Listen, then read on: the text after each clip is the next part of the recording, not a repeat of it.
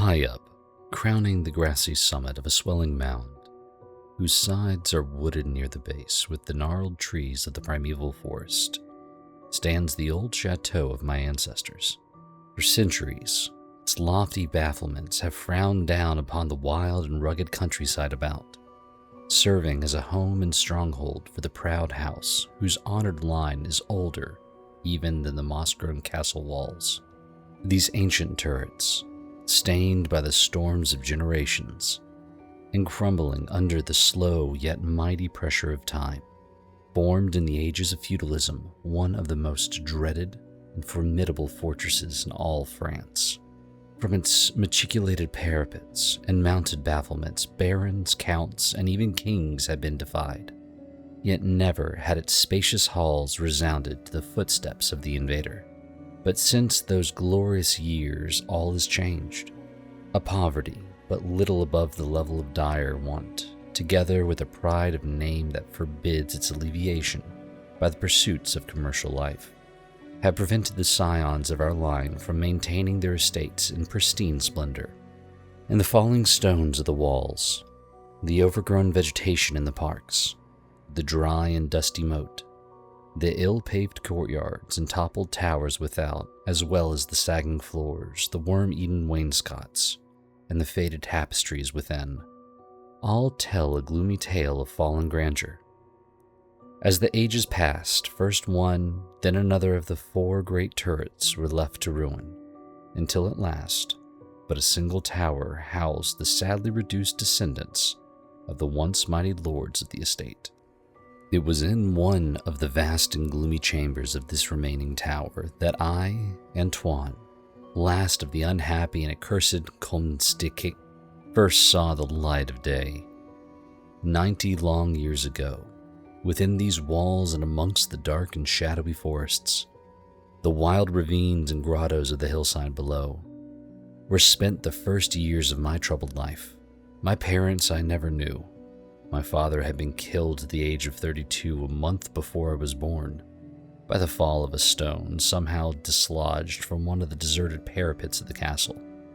And my mother, having died at my birth, my care and education devoted solely upon one remaining servitor, an old and trusted man of considerable intelligence, whose name I remember as Pierre.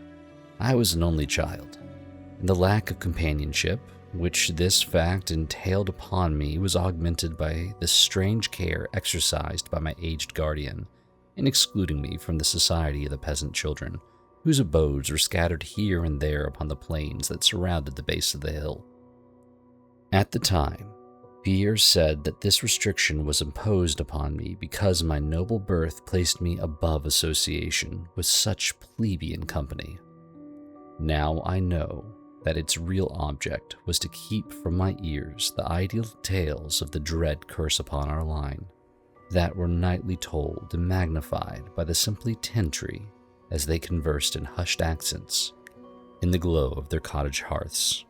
Thus isolated and thrown upon my own resources, I spent the hours of my childhood in poring over the ancient tomes that filled the shadow-haunted library of the chateau, and in roaming without aim or purpose through the perpetual dusk of the spectral wood that clothes the side of the hill near its foot.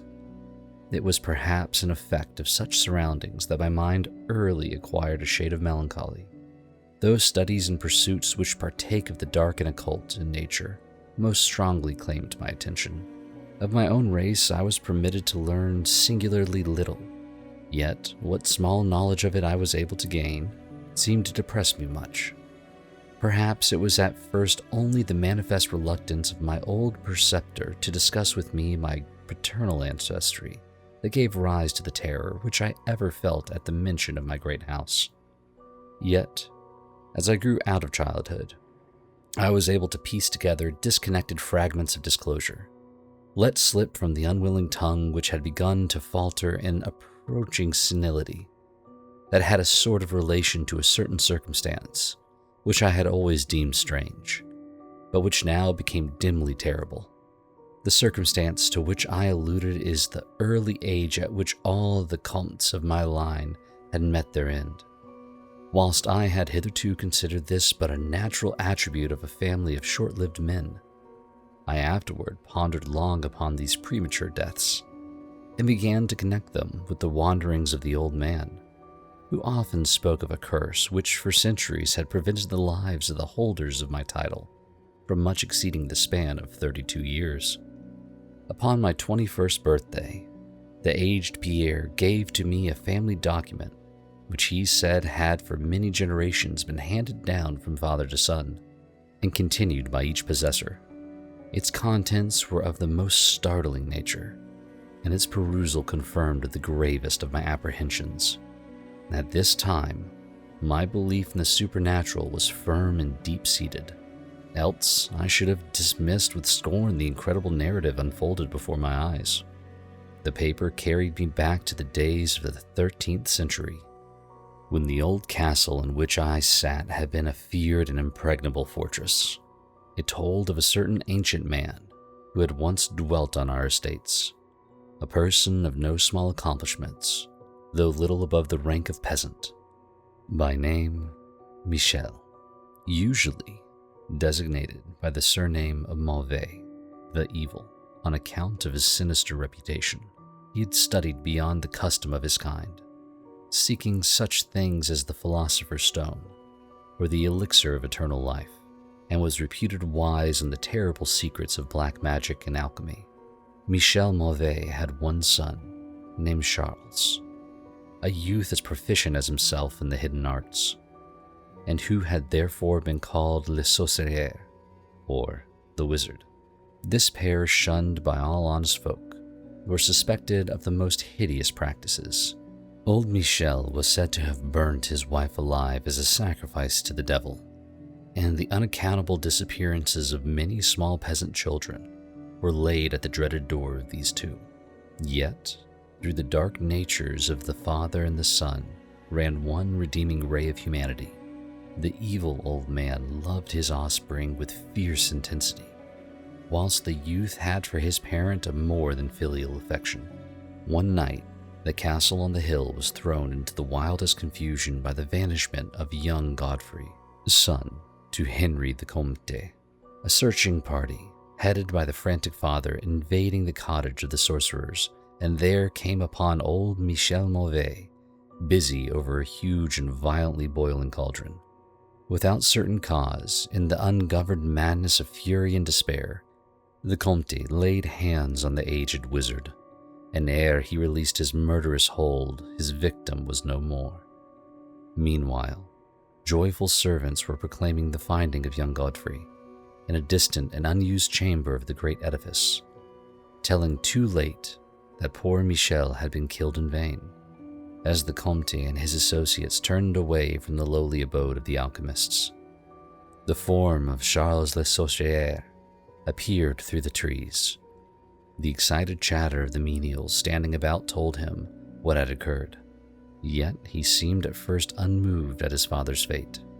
Then, slowly advancing to meet the Comte, he pronounced in dull, yet terrible accents, the curse that ever afterward haunted the house of C.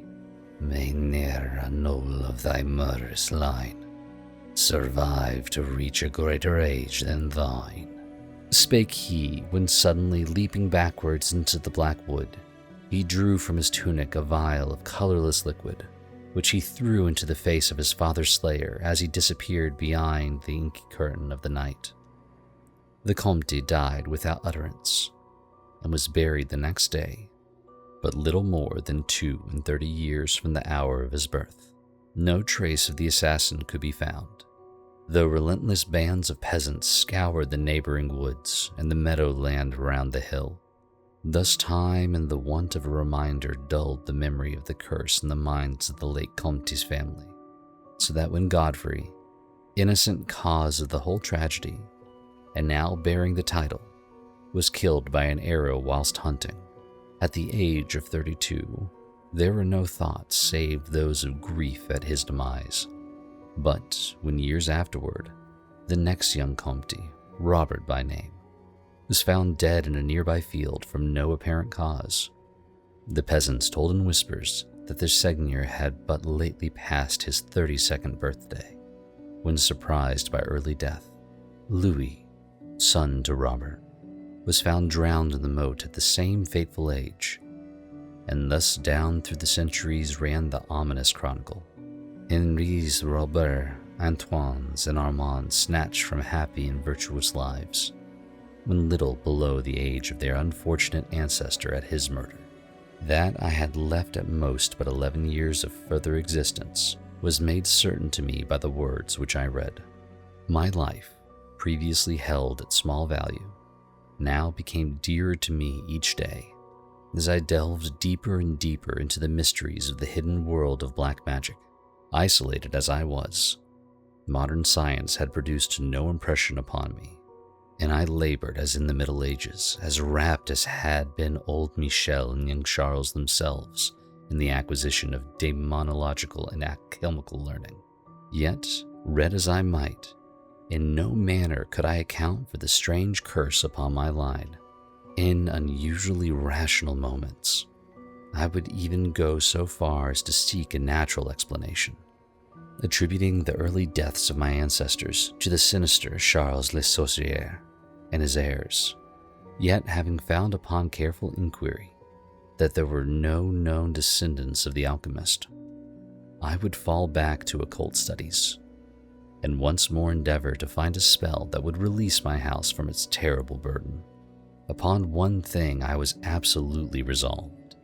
I should never wed, for since no other branches of my family were in existence, I might thus end the curse with myself. As I drew near the age of 30, old Pierre was called to the land beyond. Alone, I buried him beneath the stones of the courtyard about which he had loved to wander in life. Thus, I was left to ponder on myself as the only human creature within the great fortress, and in my utter solitude my mind began to cease its vain protest against the impending doom, to become almost reconciled to the fate which so many of my ancestors had met. Much of my time was now occupied in the exploration of the ruined and abandoned halls and towers of the old chateau, which in youth fear had caused me to shun, and some of which old Pierre had once told me had not been trodden by human foot for over 4 centuries. Strange and awesome were many of the objects I encountered. Furniture covered by the dust of ages, and crumbling with the rot of long dampness met my eyes. Cobwebs in a profusion never before seen by me were spun everywhere, and huge bats flapped their bony and uncanny wings on all sides of the otherwise untenanted gloom. Of my exact age, even down to days and hours, I kept a most careful record, for each movement of the pendulum of the massive clock in the library told of so much more of my doomed existence. At length, I approached that time which I had so long viewed with apprehension, since most of my ancestors had been seized some little while before they reached the exact age of Comte Henry at his end. I was every moment on the watch for the coming of the unknown death. In what strange form the curse should overtake me, I knew not, but I was resolved at least that it should not find me a cowardly or passive victim. With new vigor, I applied myself to my examination of the old chateau and its contents. It was upon one of the longest of all my excursions of discovery, in the deserted portion of the castle, less than a week before that fatal hour which I felt must mark the utmost limit of my stay on earth, beyond which I could have not even the slightest hope of continuing to draw breath, that I came upon the culminating event of my whole life. I had spent the better part of the morning in climbing up and down half-ruined staircases in one of the most dilapidated of the ancient turrets. As the afternoon progressed, I sought the lower levels, descending into what appeared to be either a medieval place of confinement or a more recently excavated storehouse for gunpowder. As I slowly traversed the niter-encrusted passageway at the foot of the last staircase, the paving became very damp, and soon I saw by the light of my flickering torch that a blank, water-stained wall impeded my journey. Turning to retrace my steps, my eye fell upon a small trap door with a ring, which lay directly beneath my feet. Pausing, I succeeded with difficulty in raising it, whereupon there was revealed a black aperture, exhaling noxious fumes, which caused my torch to sputter and disclosing in unsteady glare the top of a flight of stone steps. As soon as the torch, which I lowered into the repellent depths, burned freely and steadily, I commenced my descent. The steps were many and led to a narrow, stone-flagged passage which I knew must be far underground. The passage proved of great length and terminated in a massive oaken door, dripping with the moisture of the place, and stoutly resisting all my attempts to open it. Ceasing after a time my efforts in this direction, I had proceeded back some distance toward the steps, when there suddenly fell to my experience one of the most profound and maddening shocks capable of reception by the human mind. Without warning, I heard the heavy door behind me creak slowly open upon its rusted hinges. My immediate sensations are incapable of analysis. To be confronted in a place as thoroughly deserted as I had deemed the old castle with evidence of the presence of man or spirit, produced in my brain a horror of the most acute description. When at last I turned and faced the seat of the sound, my eyes must have started from their orbits at the sight that they beheld. There, in the ancient Gothic doorway, stood a human figure. It was that of a man clad in a skull cap and long medieval tunic of dark color. His long hair and flowing beard were of a terrible and intense black hue, and of incredible profusion. His forehead high beyond the usual dimensions, his cheeks deep sunken and heavily lined with wrinkles, and his hands, long, claw-like and gnarled, were of such a deathly marble-like whiteness as I have never elsewhere seen in a man. His figure, lean to the proportions of a skeleton, was strangely bent and almost lost within the voluminous folds of his peculiar garment. But strangest of all were his eyes, twin caves of abysmal blackness, profound in expression of understanding, yet inhuman in degree of wickedness. These were now fixed upon me, piercing my soul with their hatred and rooting me to the spot whereon I stood. At last the figure spoke in a rumbling voice that chilled me through with its dull hollowness and latent malevolence. The language in which the disclosure was clothed was that debased form of Latin in use amongst the more learned men of the Middle Ages, and made familiar to me by my prolonged researches into the works of the old alchemists and daemologists. The apparition spoke of the curse which had hovered over my house, told me of my coming end, dwelt on the wrong perpetuated by my ancestor against old Michel Mauvais, and gloated over the revenge of Charles Le Sorcier. He told how the young Charles had escaped into the night, returning in after years to kill Godfrey the heir with an arrow, just as he approached the age which had been his father's at his assassination. How he had secretly returned to the estate and established himself, unknown, in the even then deserted subterranean chamber whose doorway now framed the hideous narrator. How he had seized Robert, son of Godfrey, in a field, forced poison down his throat, and left him to die at the age of 32, thus maintaining the foul provisions of his vengeful curse. At this point, I was left to imagine the solution of the greatest mystery of all, how the curse had been fulfilled since that time, when Charles Le Sorcier must, in the course of nature, have died. For the man digressed into an account of the deep alchemical studies of the two wizards, father and son, speaking most particularly of the researches of Charles Le Sorcier concerning the elixir which should grant to him who partook of its eternal life and youth. His enthusiasms had seemed for the moment to remove from his terrible eyes the hatred that had at first so haunted them. But suddenly, the fiendish glare returned, and with a shocking sound like the hissing of a serpent, the stranger raised a glass vial with the evident intent of ending my life as had Charles Le Sorcier 600 years before ended that of my ancestor. Prompted by some preserving instinct of self-defense, I broke through the spell that had hitherto held me immovable, and flung my now dying torch at the creature who menaced my existence. I heard the vial break harmlessly against the stones of the passage as the tunic of the strange man caught fire and lit the horrid scene with a ghastly radiance.